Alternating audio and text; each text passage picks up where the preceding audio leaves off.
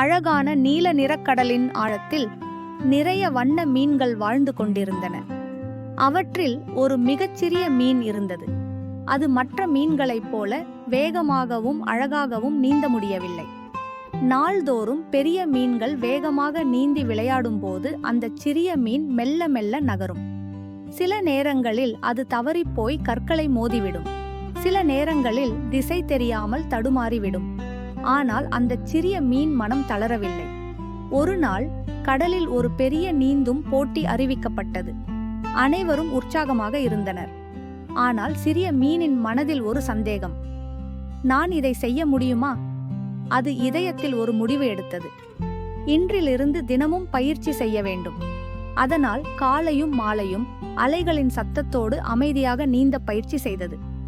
முதலில் 1-2 படிகள் மட்டுமே நீந்த முடிந்தது. அடுத்த நாள் சிறிது கூடுதலாக. தவறுகள் நடந்தாலும் மீண்டும் முயற்சி செய்தது. சோர்வாக இருந்தாலும் நம்பிக்கை இழக்காமல் தொடர்ந்து முயன்றது.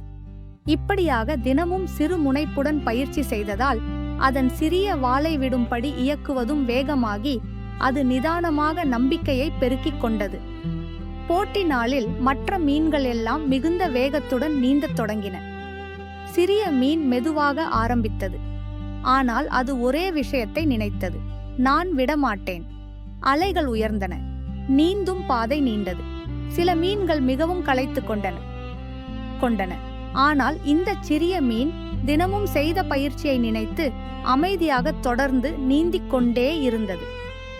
இறுதியில் அனைவருக்கும் ஆச்சரியமாக அந்த சிறிய மீன்தான் முதலில் இலக்கை அடைந்தது. அந்த சிறிய முயற்சிகள்தான் அதை பெரிய வெற்றிக்கு கொண்டு சென்றது. அன்று கடலின் அனைத்து உயிரினங்களும் மகிழ்ச்சியுடன் பார்த்தன. சிறிய மீனின் வெற்றி அனைவருக்கும் ஒரு பாடமாகியது. முயற்சியை ஒருபோதும் நிறுத்தாதீர்கள். தோல்வி வந்தாலும் மீண்டும் முயற்சி செய்தால் வெற்றி உங்களுக்கே.